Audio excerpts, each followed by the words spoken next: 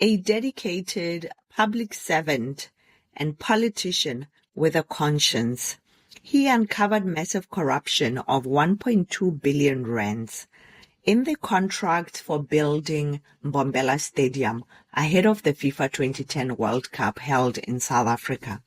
He decided to blow the whistle, and this would cost him his life. This is the story of Jimmy Mohlala. Let's get into it.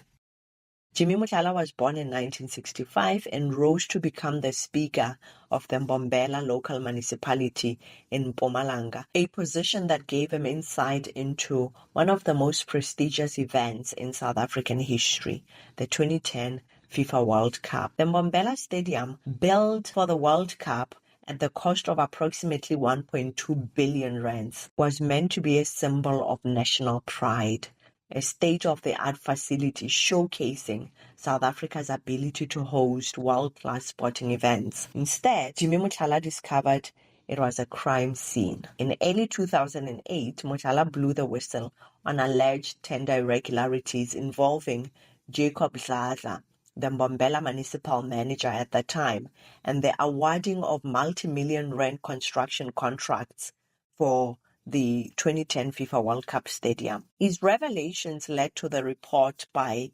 independent lawyers, according to which the municipal manager had led wide-ranging misconduct in relation to contracts regarding 2010. The tenders were reportedly awarded using fraudulent tax clearance certificates.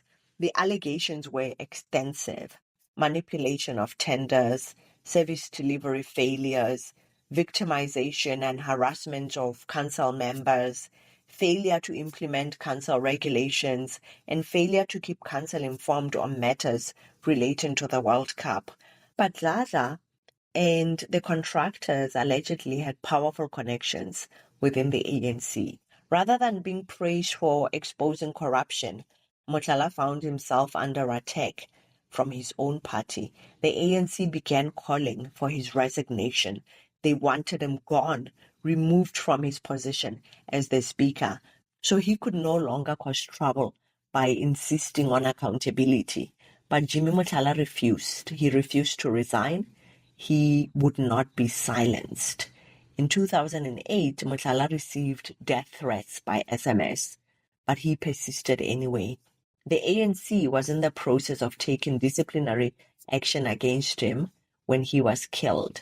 According to reports, Mohlala refused an instruction in December 2008 to convene a council meeting to increase the mayoral committee of Mbombela municipality and to abolish the position of deputy mayor, leading to further fraction between Mohlala and the party.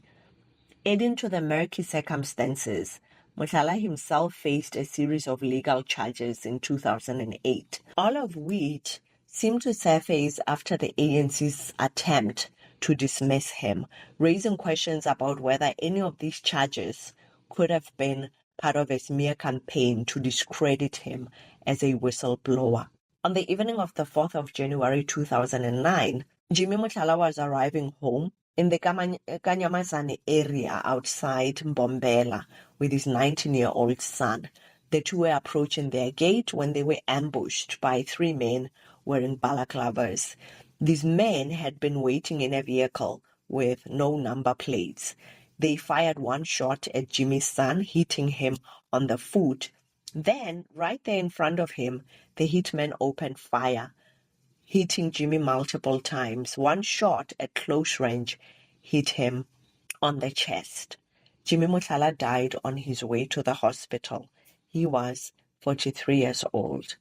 This happened just a week before Mohlala was due to testify at a disciplinary hearing against the municipal manager, Jacob Dladla. The police in Mpumalanga initially claimed they had no clues about who committed the murder. They stated that they were considering political motives, as a robbery did not appear to be a motive. And a spokesperson for the police said they were ruling out the possibility that this could be a politically motivated killing. And on the 4th of October 2010, police arrested 5 suspects in connection with Mohlala's assassination. Jenny Mabika, 58, her son, Sakile, who was 31, Moses Mahungela, 33, and 2 policemen, Musa Finish Mkabela, who was 31, and Dumisani Mhlanga, age 34. The Hawks made a spectacle of themselves by celebrating way too early what they called a breakthrough.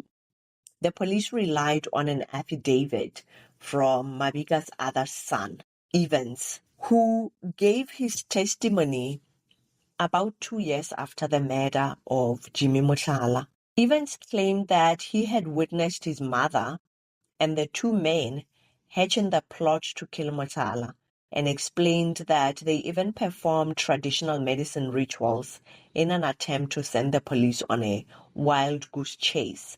However, Evans had, between Mohlala's shooting and becoming a whistleblower, Evans had his own trouble with the police and had been arrested multiple times on charges of theft and other charges. And he would later recant his testimony, stating that he had been under pressure from the police, who said they would drop the charges against him. So the charges against the 4 were dropped in February 2012 due to insufficient evidence, because the entire case relied on the testimony of Evans. The case was widely seen as dubious from the very beginning. Jenny Mabika, who at the time was 59 years old, was regarded as an unlikely suspect for this murder. An unsophisticated 59-year-old single township woman